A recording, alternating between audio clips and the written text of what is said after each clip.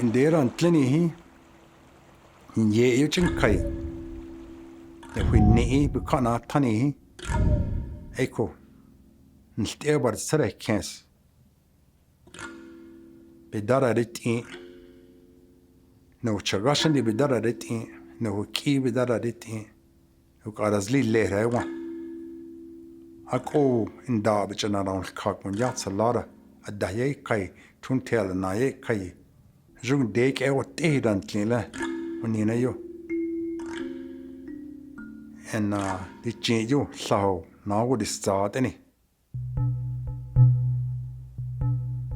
I was born and raised in CBQ, and I was raised in a wiki-up. Go wine kilcho ta yo hi ta waha bochel We, at that time, never talked back. And if we did, there was a fire stick near the fire. I don't think anyone ever got hit in the shin or even poked with a fire stick because they respected their parents.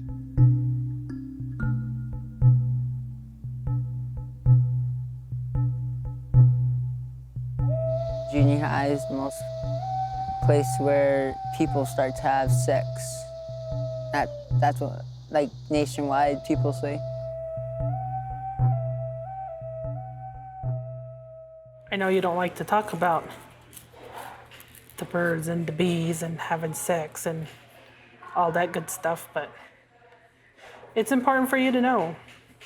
You're a teenager, and all of you are, crazy, hormonally. My mother talked to me about today's birds and the bees.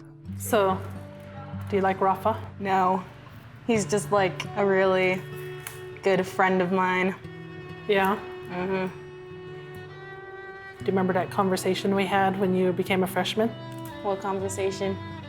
About the birds and the bees? Yeah, I don't want to talk about it. I learned about sex actually in 5th grade at elementary school. My mom used to tell me everything about it, like, because she got pregnant at a very young age.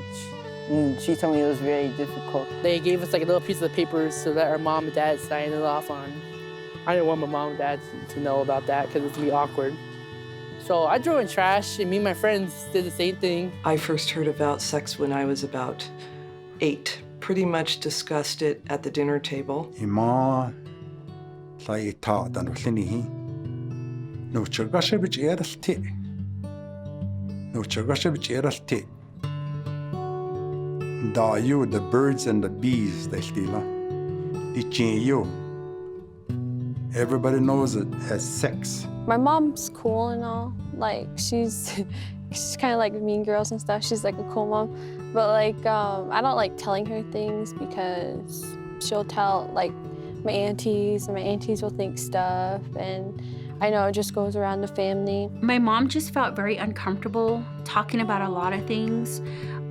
She was a single mother, and it was very difficult. We never had the father figure in our home, so we didn't see mom holding hands or kissing anyone, and we just never had the birds and the bees talk, as you would say. Parents try to make it easier by saying the birds and the bees, but that actually makes no sense. What does bird and the bees even make? It doesn't like Twitter paid it from Bambi. It's springtime, you know what that means? But no. A grandmother came be part of my life. She said to me, if you run around at night, there are dangerous insects in those bushes. These insects come in many different sizes. They only have one eye, and they come in different colors, such as pinkish tint or even brown, black, gray. Once this insect crawl into your private area, all hope is lost.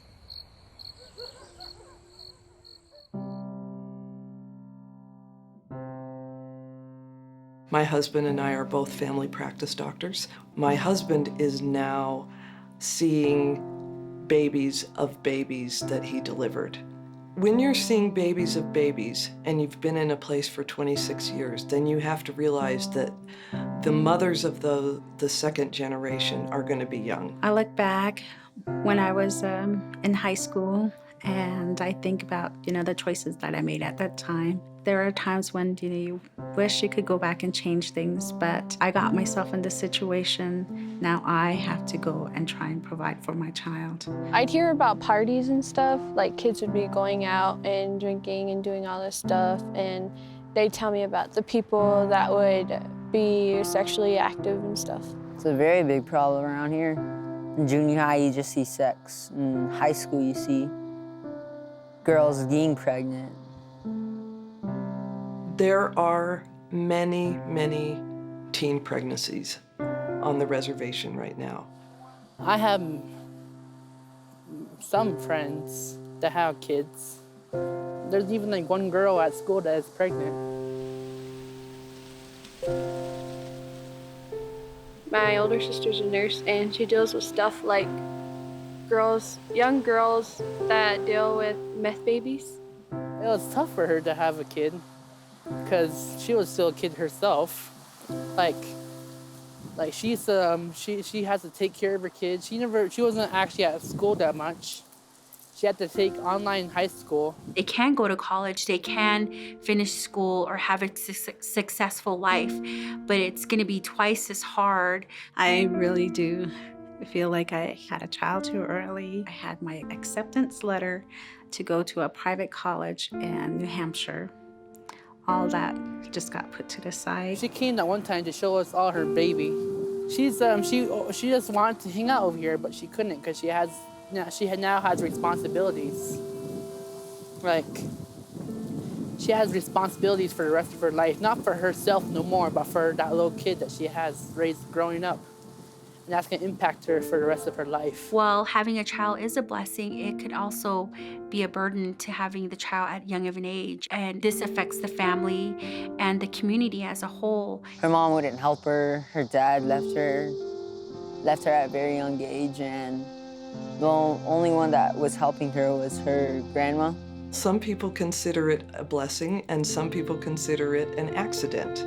When you're talking 13 and 14-year-olds having babies, neither the physical body nor the emotional state is necessarily prepared to have and raise a baby.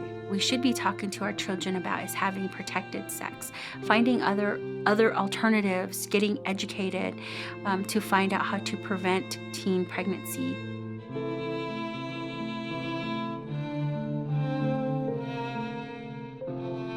Had to talk with your parents, and you're like, oh my gosh, don't say it.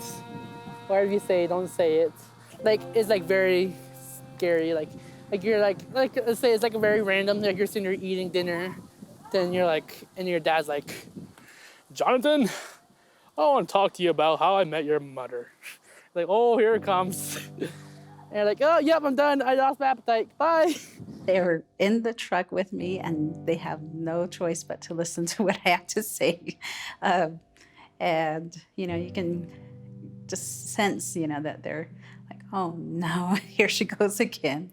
They hear this every year, and I'm going to say it to them right before school, every year. Don't limit yourself to one person. Don't limit yourself to this relationship. Be friends. So when I wake up in the morning and I start to smell cologne, you know what I mean? And something like that, then I know there's a girl in town.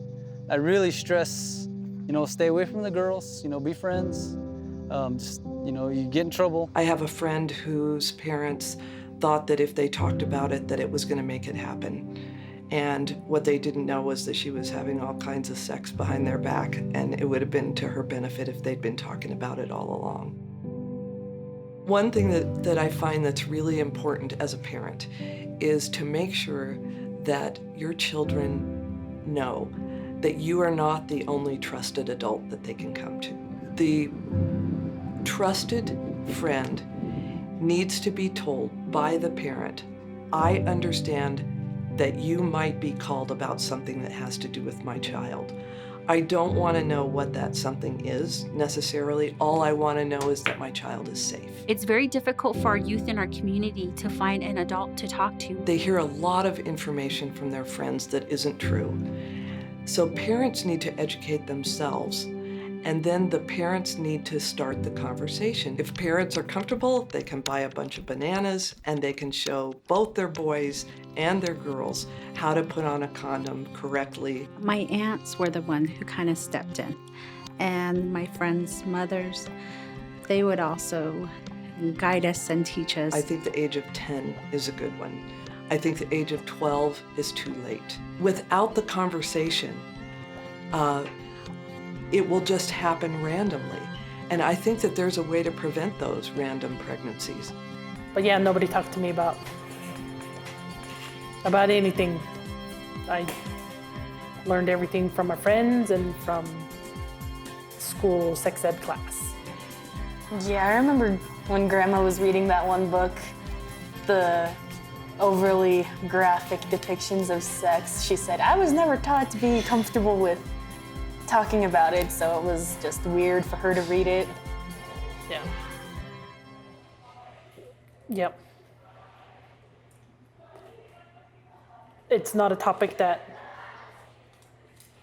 I'm 100% comfortable with either, but it's important that you be able to talk to me about stuff.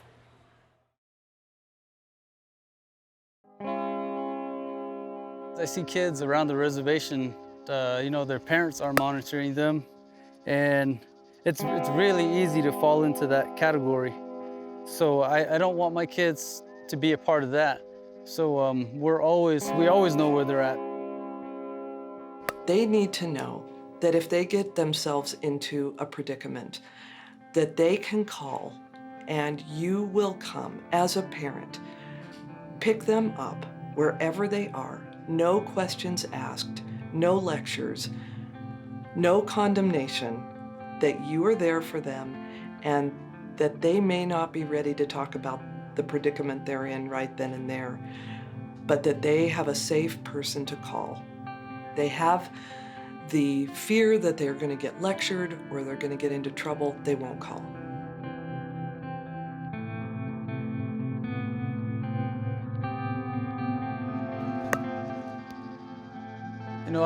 I stress to be alcohol and drug free because I struggled with it myself for years.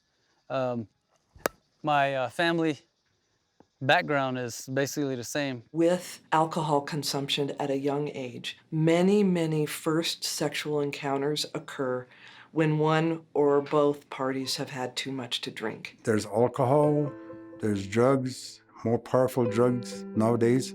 I'm an alcoholic. I became sober 25 years ago.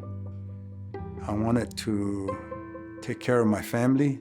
Have I ever told you not to have random sex with random people? And they'd say, Mom, you've told us that 1,000,000 times. And I'd say, okay. Have I told you not to drink a bunch of alcohol because then you're going to end up having sex with random people? And they'd say, we're not going to drink. But the fact of the matter is you don't know whether they are or not. So you have to be willing to have the conversation. They hang out with their friends and their friends want to, they want to drink, or one friend brings alcohol and then they all have a taste. The same goes with the smoking marijuana or any other types of drugs that they bring. When you see girls that are pregnant, that become pregnant at a young age, they were victims of sexual assault. And so that's where I feel like they find love. They feel like they're in love. Like it's okay for me to get pregnant because he loves me. And a lot of the times the boy leaves for college and the girl's left with the child at home. Girls don't realize that they can be a victim of sexual assault by their partner, by their boyfriend, and they don't also see it as power and control. Domestic violence, teen dating violence is power and control, and peer pressure is a part of that. And when you're in a relationship and you're being peer pressured to have sex to show love, that is teen dating violence, and that's rape. It's sexual assault.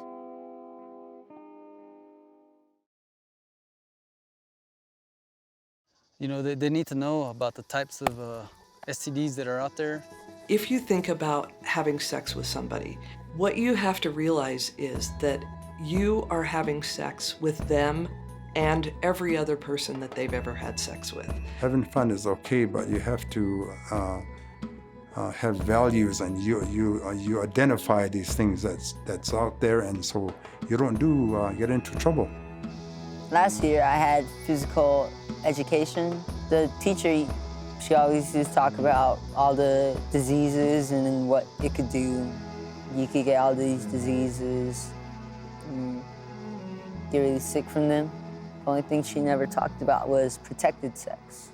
It's very important if teenagers or anyone is planning to or engaging in unprotected sex. And by unprotected, I mean if you're not using a condom, to be tested for sexually transmitted diseases every 3 months. There's a time during which the organism that causes the sexually transmitted disease is laying low. You don't necessarily know you have it. You're not having any symptoms. You feel fine, but you have it. So it's important to be checked every 3 months.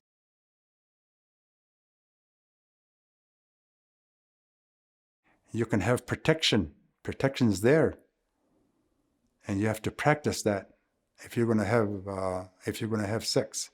I have actually no idea where condoms come from. Where they get them. Usually I hear about them, but do they actually work? I would go with them to Walmart to go get condoms, but it was mostly them buying it, and I was just there just to tell them to be safe and stuff. There are lots of contraceptive options. All of those options are available at the Indian Health Service Hospital. With me and my friends, we learned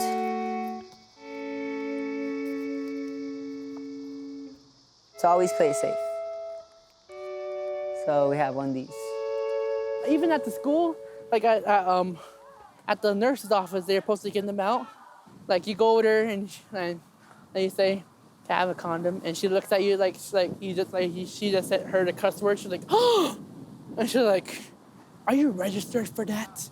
And she puts on her glasses and goes on the computer, and she looks up your name. She looks up your whole record, and looks down. I don't see anything on condoms on here. And she's like, well, you need this application. She opens a desk, looks through, finds the letter C, and looks down to condoms, and she pulls out a piece of paper. There are methods that work extremely well in preventing pregnancy that do not work well in preventing sexually transmitted diseases. So the only way to prevent a sexually transmitted disease is a condom. My friend who went over there, he was like, never mind. If I come back with a child, it's your fault. I could imagine going over there with little Johnny on his shoulders and goes into the nurse's office. Go, you done this. It's important to discuss all the different options that there are for contraception, and there are many of them. When I turned 18, I asked if they could schedule an appointment so that I could be placed on birth control because, I'd rather be safe than sorry, so I didn't say anything to Grandma, but I didn't do anything either, so, it was just, I felt it was a smart decision.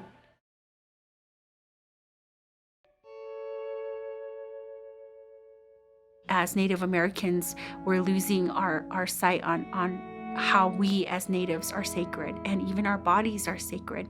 Even how someone touches us should be sacred. Innocent days. We were innocent because we weren't exposed to all that video. Social media has changed everything. Something that kids don't always think of is when you post something on Facebook or when you send it in a text, it's now out there for the world to see. It's really easy to take selfies, really easy to get yourself in a compromising position with, your phone. Friendships can be ruined. Relationships between young men and young women can be ruined just by a flippant text. You read about stories where, a girl took a picture of herself, sent it to this one guy who was her boyfriend. What does the guy do? He laughs about it and he just passes it on to all his friends. And then the next thing you know, it's all over the school. And she had no choice, but to see herself on all those pictures. But, You know, she thought that this guy was her boyfriend and that she was sharing that with him.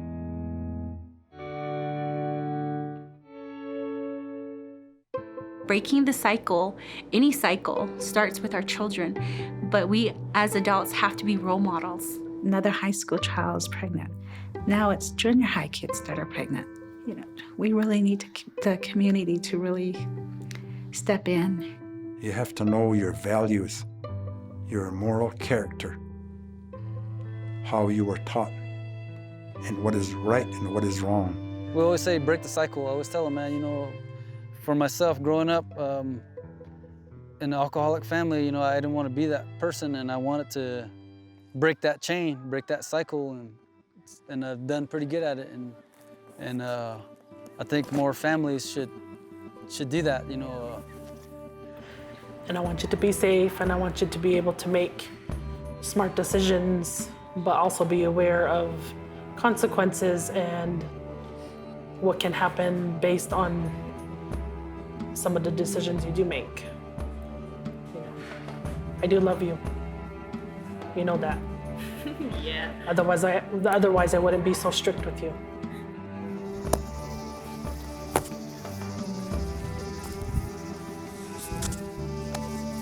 Good job, guys. Good throws, guys, good throws.